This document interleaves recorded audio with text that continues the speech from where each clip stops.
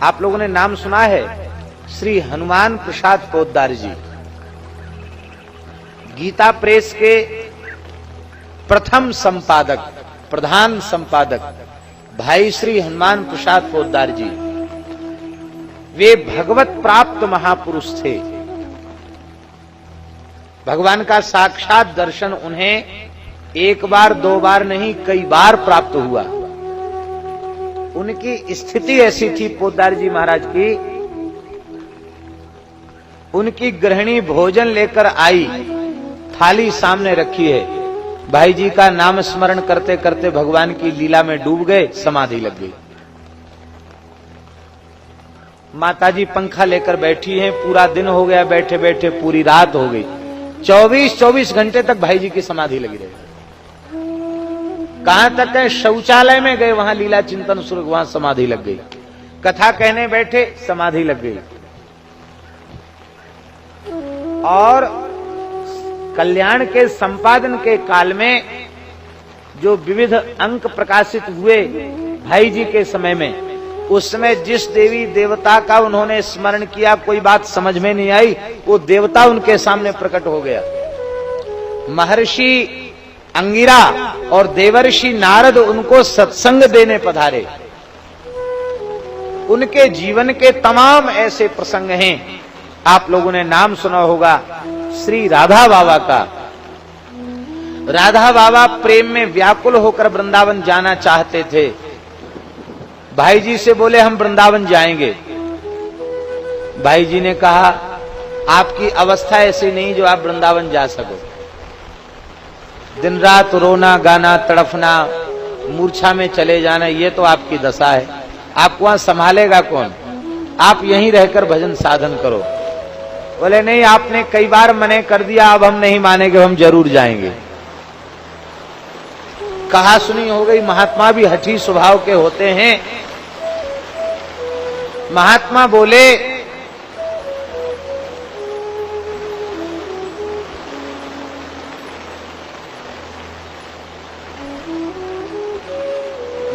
बोले जितने लोग बैठे हैं उतने लोग तो शांति से सुनो। महात्मा बोले कि आप हमको भेजेंगे नहीं तो क्या हम वृंदावन नहीं जा पाएंगे? पैसा छूते नहीं थे राधा बाबा। आप टिकट नहीं कराएंगे, यही तो करेंगे आप। किसी व्यक्ति को साथ नहीं भेजेंगे, यही तो आप करेंगे। हम पूछ लेंगे वृंदावन किधर है, हम पैदल पैदल चले जाएंगे। भाई जी ने मुस्कुरा कर कहा चलो हम भी देखते हैं आप कैसे जाते हैं, जाके देखिए। रात्रि में श्री राधा बाबा फिर व्याकुल हुए। साक्षात नंद नंदन श्री कृष्ण सामने प्रकट हो गए। अब प्रकट होकर के कहा बाबा रो क्यों रहे हो, वृंदावन के लिए रो रहे हो? अरे तुम्हें पता नहीं है, हनुमान प्रसाद पोद्दार का देह चलता फिरता वृंदावन है, जिसमें मैं निरंतर लीलायमान रहता हूं, युगल का नित्य विहार होता है। हनुमान प्रसाद पोद्दार का हृदय चिद वृंदावन है और उसमें मेरा नित्य विहार होता है। चलते फिरते वृंदावन को छोड़कर वहां जाना चाहते हो? ठाकुर जी कह के अंतर्धान हो गए। अब बाबा ने रोना शुरू किया। रात भर रोते रोते सवेरे गए, भाई जी के निकट गए। भाई जी बाबा को प्रणाम करते थे क्योंकि वे गृहस्थ थे, वैश्य थे, और बाबा दंडी सन्यासी थे, विप्र शरीर था, इसलिए वो प्रणाम करते थे। बोले भाई जी अब आप प्रणाम मत करें। क्यों? बोले अब समझ में आया लोग आपको महाराज क्यों कहते हैं। लोग श्री पोद्दार जी को कहते थे श्री पोद्दार महाराज। आपको लोग महाराज क्यों कहते, आज समझ में आ गया। आप महान राज छिपाकर बैठे हैं, इसलिए आपको लोग महाराज कहते हैं।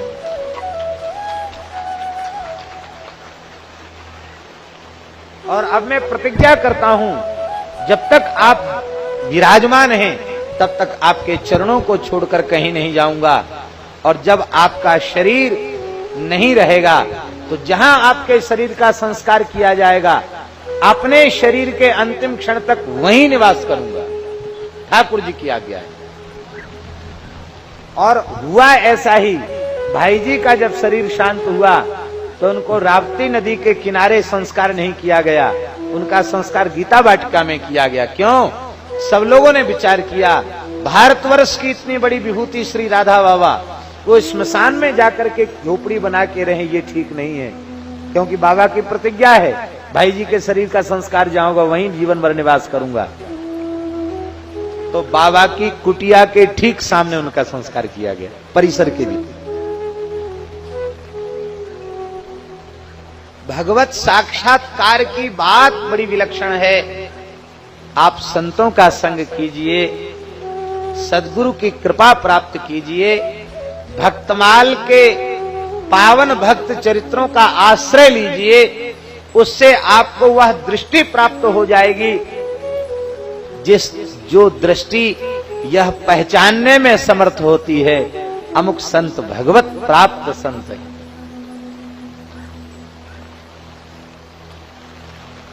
एक व्यक्ति ने जाकर श्री हनुमान प्रसाद पोद्दार जी से पूछा, बोला भाई जी हमने सुना है आपको भगवान श्री कृष्ण का साक्षात दर्शन हो गया, आप इसके संबंध में क्या कहना चाहेंगे? पोद्दार जी कुछ लिख रहे थे तो ऐनक आंख से निकाल के रख दिया, कलम हाथ में थी, उस व्यक्ति की ओर देखने लग गए। कब भगवान फिर से पूछिए क्या पूछ रहे हैं? बोले हमने प्रामाणिक संतों से सुना है कि आपको भगवान का साक्षात दर्शन हो चुका है, आप स्वयं स्पष्ट कीजिए इस संबंध में। भाई जी ने कहा इस संबंध में मेरा मौन रहना ही श्रेयस्कर है। आपका प्रश्न हमें उत्तर अच्छा नहीं लगा। अरे हुआ हो तो कह दो हुआ हमको दर्शन, नहीं हुआ तो मने कर दो हमको दर्शन नहीं हुआ, लोग झूठा प्रचार कर रहे हैं। आप मौन क्यों कह रहे हैं कि मेरा मौन रहना ही श्रेष्ठ है? भाई जी ने बड़ा सुंदर उत्तर दिया, और इस उत्तर से हम लोगों को यह समझ आनी चाहिए कि किसी संत के निकट जाकर यह प्रश्न नहीं करना चाहिए।